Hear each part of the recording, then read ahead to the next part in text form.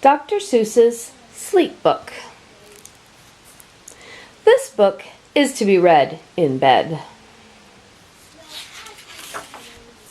Dr. Seuss's Sleep Book.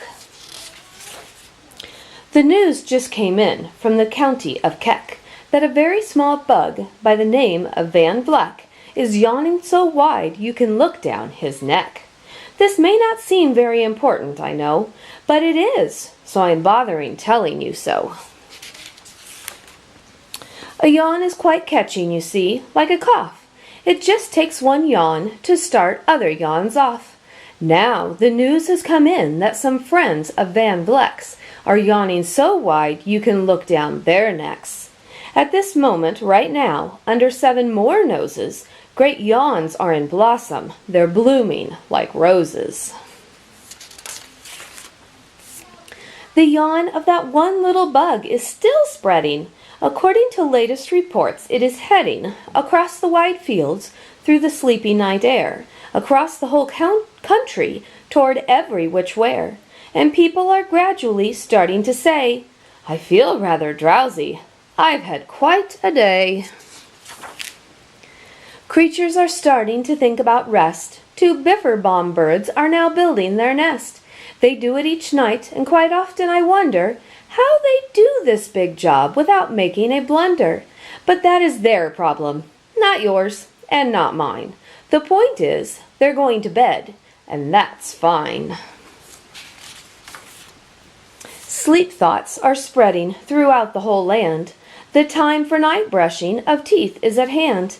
Up at Herkheimer Falls, where the great river rushes and crashes down crags in great gargling gushes, the Herkheimer sisters are using their brushes. Those falls are just grand for toothbrushing beneath, if you happen to be up that way with your teeth. The news just came in from the castle of Krupp that the lights are all out and the drawbridge is up. And the old drawbridge drawer just said with a yawn, "My drawbridge is going to stay drawn till the milkman delivers the milk about dawn. I'm going to bed now, so nobody better come round with a special delivery letter." The number of sleepers is steadily growing. Bed is where more and more people are going. In Culpeper Springs, in the Stiltwalkers' Hall, the Stiltwalker stilts are all stacked on the wall. The Stiltwalker walkers have called it a day. They're all tuckered out, and they're snoozing away. This is very big news. It's important to know, and that's why I'm bothering telling you so. Way out in the west, in the town of Merced, the Hinklehorn Honking Club just went to bed. Every horn has been quietly hung on a hook for the night in its own private Hinklehorn nook.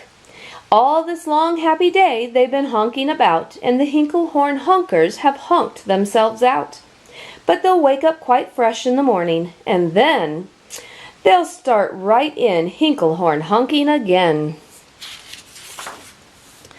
Everywhere, creatures are falling asleep. The collapsible Frink just collapsed in a heap, and by adding the Frink to the others before, I am able to give you the Who's Asleep score. Right now, 40,404 creatures are happily, deeply in slumber. I think you'll agree, that's a whopping fine number. Count of sleepers? Just how do we do it? Really quite simple. There's nothing much to it. We find out how many, we learn the amount, by an audio-teleo-tallio count. On a mountain, halfway between Reno and Rome, we have a machine in a plexiglass dome, which listens and looks into everyone's home. And whenever it sees a new sleeper go flop, it jiggles and lets a new biggle ball drop. Our chap counts these balls as they plop in a cup, and that's how we know who is down and who's up. Do you talk in your sleep? It's a wonderful sport, and I have some news of this sport to report. The world champion sleep talkers, Joe and Mo Redoff, have just gone to sleep and they're talking their heads off. For 55 years now, each chattering brother has babbled and gabbled all night to the other. They've talked about laws and they've talked about gauze. They've talked about paws and they've talked about flaws. They've talked quite a lot about old Santa Claus. And the reason I'm telling you this is because you should take up this sport. It's just fine for the jaws. Do you walk in your sleep? I just had a report of some interesting news of this popular sport. Near Finnegan Fen, there's a sleepwalking group which not only walks, but it walks a la hoop. Every night they go miles. Why they walk to such length? They have to keep eating to keep up their strength. So every so often, one puts down his hoop, stops hooping, and does some quick snooping for soup. That's why they are known as the Hoop, Soup, Snoop group. Sleepwalking, too, are the curious Crandalls, who sleepwalk on hills with assorted-sized candles. The Crandalls walk nightly in slumbering peace, in spite of slight burns from the hot, dripping grease. The Crandalls wear candles because they walk far, and if they wake up, want to see where they are. Now the news has arrived from the Valley of Vale that a Chippendale mup has just bitten his tail, which he does every night before shutting his eyes. Such nipping sounds silly, but really it's wise. He has no alarm clock, so this is the way he makes sure that he'll wake at the right time of day. His tail is so long he won't feel any pain till the nip makes the trip and gets up to his brain. In exactly 8 hours, the Chippendale mup will at last feel the bite and yell "ouch" and wake up. A Mr. and Mrs. J. Carmichael Crocks have just gone to bed near the town of Fort Knox, and they, by the way, have the finest of clocks.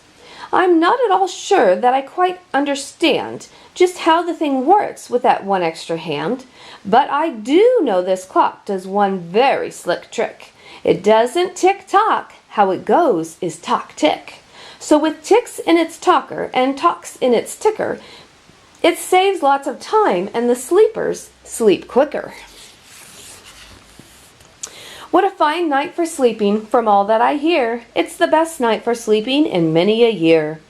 They're even asleep in the Zwieback Motel, and people don't usually sleep there too well. The beds are like rocks, and as everyone knows, the sheets are too short. They don't cover your toes. So, if people are actually sleeping in there, it's a great night for sleeping. It must be the air. It's a great night for snores. I just had a report of some boys who are tops in this musical sport. The snortiest snorers in all our fair land are Snorter McPhail and his Snore-a-Snort band. This band can snore Dixie in Old Swanee River so loud it would make 40 elephants shiver. The loudest of all the boys is McPhail. He snores with his head in a 3-gallon pail. So they snore in a cave 20 miles out of town. If they snored closer in, they would snore the town down. Do you know who's asleep out in Funa Laguna? 2 very nice Funa Laguna Bamboona. We've added them into our Who's Asleep count, which has grown to a really amazing amount. Exactly 8,808 creatures are sleeping now. Isn't that great? A Jed is in bed, and the bed of a Jed is the softest of beds in the world, it is said. He makes it from pom-poms he grows on his head, and he's sleeping right now on the softest of fluff, completely exhausted from growing the stuff. The news has come in from the district of Doft that 2 oft are asleep, and they're sleeping aloft. And how are they able to sleep off the ground? I'll tell you. I weighed one last week, and I found that an oft is so light he weighs -1 pound. A moose is asleep. He is dreaming of moose drinks. A goose is asleep. He is dreaming of goose drinks. That's well and good when a moose dreams of moose juice, and nothing goes wrong when a goose dreams of goose juice. But it isn't too good when a moose and a goose start dreaming they're drinking the other one's juice. Moose juice, not goose juice, is juice for a moose. And goose juice, not moose juice, is juice for a goose. So when goose gets a mouthful of juices of mooses and moose gets a mouthful of juices of gooses, they always fall out of their beds screaming screams. So, I'm warning you now, never drink in your dreams. Speaking of dreaming, I think you should note that the Bumbletub Club is now dreaming afloat.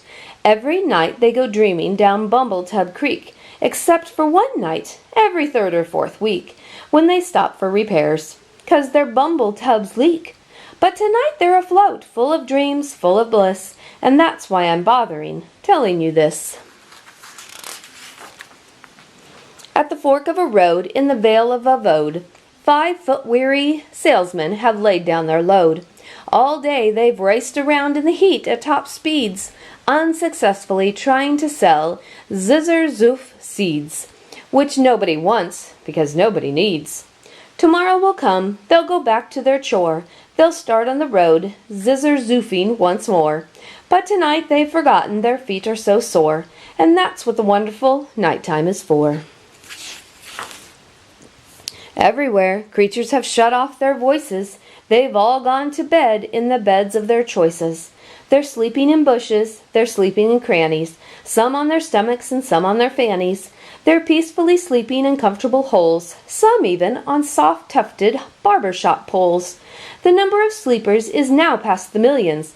The number of sleepers is now in the billions. They're sleeping on steps and on strings and on floors, in mailboxes, ships, and the keyholes of doors. Every worm on a fishhook is safe for the night. Every fish in the sea is too sleepy to bite. Every whale in the ocean has turned off his spout. Every light between here and Farfoodle is out. And now, adding things up, we are way beyond billions. Our Who's Asleep score is now up in the zillions. 99 zillion, 9 trillion, and 2 creatures are sleeping. So, how about you? When you put out your light, then the number will be 99 zillion, 9 trillion, and 3. Good night.